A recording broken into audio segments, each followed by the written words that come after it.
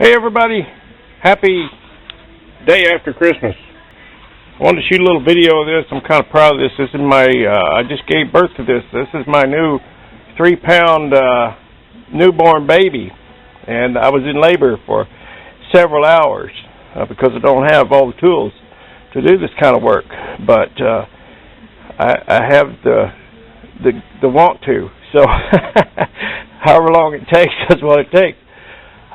What this is my new adapter that I built that will adapt this T5 S-10 pickup transmission, a 1990 model, to this 1932 Chevy 6-cylinder bellhousing. There is tons of tech pages on the internet and on the Jalopy Journal site, which is a great site, by the way.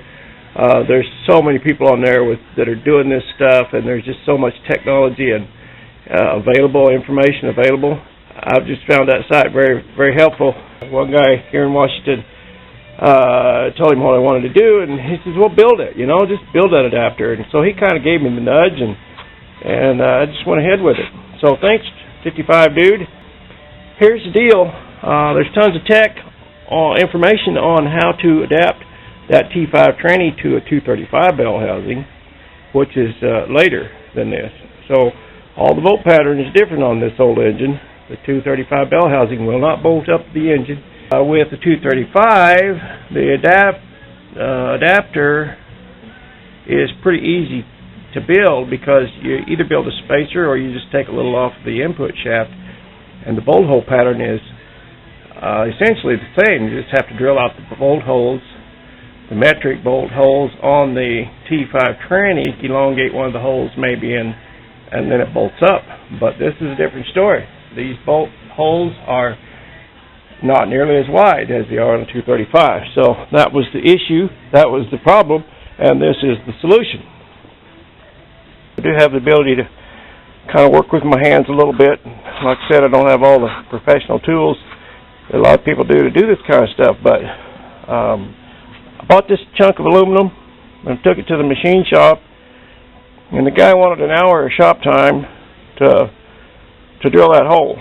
I couldn't get to it till late next week, and of course I want everything right now, and this was a little before Christmas, and things were kind of backed up for him, and I understand that. He was by himself and just couldn't get to it, but I could get to it, so I did. And this is how I did it. Got myself this hole saw.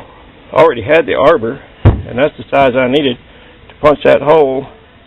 Because that is the size of this bearing retainer that's on the front of this T5. There's some things you have to do, like on the T5, the original throw-up bearing would slide on that sleeve, and on the 32 Chevy, the throw-up bearing is held by the fork, and it slides by itself. It doesn't need that sleeve. As a matter of fact, you have to get it out of the way. So I did. I cut that off, and lo and behold, I got it in there, and it had about a 1/16, 1/8, maybe 1/8 inch clearance when the clutch is pushed in and the pressure plate is pulled back to release the clutch disc. And but that's all I need. I just need enough clearance so that doesn't hit. So I think that's going to work out. I have a guy over in Tacoma, Washington, at Commercial Brake and Clutch over there. They build clutches and find hard to get brakes and that sort of thing, and talked to the guy, and he knew exactly what I was talking about, what I needed. Because the clutch on this, on the 32, is a deep dish. As you can see, this is a recessed area, and that's what's needed to clear the bolt heads that bolt the flywheel to the end of the crankshaft. So it has to be that deep dish. And as you see, with the S10 clutch, those springs in the clutch rub on the bolts and it won't clear. Plus, the original 32 Chevy is a 10 spline, and of course the T5 input shaft is a 14 spline. So he's going to build one of these. He knew what I needed, and I'm going to ship this to him. And he's going to build a deep dish clutch for me, but he's going to put a 14 spline center in it. And you know, for $56, and I was amazed, and I think I'll have him make 2 of them, and I'll just put one on the shelf, and then I'll never have to worry about it as long as I'm around. So that's the deal. This little guy, this is the transmission side. See, I recessed these holes, countersunk these holes with Forstner bit, and that worked out real well. So I shaved a little off the top of these bolts so that there is clearance there, and that's just real sweet. So that bolts up to the 32 in this manner. That's how that goes. And I had to, that's my clutch adjusting nut right there, so I had to keep that free. So I recessed that area right there to clear that, and that works out real well. So then once it's bolted to the bell housing and these bolts are installed, then the transmission bolts to this side, like unto that. And it's all really close tolerances in here.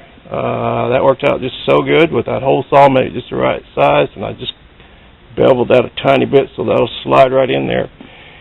I mean, beveled it a tiny bit on the back side so that bearing retainer just gets started, and then you really have to work it and massage it to get it in there, because this is the same size as the 32, and that fits in the pilot bearing, which was new, by the way. Someone had been into that thing, and so the pilot bearing's in good shape, and that fits really nice and tight. There's just absolutely no wiggle in that bearing, and there's no wiggle in this bearing retainer when that's all bolted up. So there you go. That's my new baby, and I'm going to post another video clip after this. I took a lot of good pictures along the way, just from this, how I got from this being a 12 by 12 inch piece of 5/8 aluminum to where it is right now. So there's my phone, so I guess this video is over. See you later, and I'll post the pictures on how I got from there to here in the next video.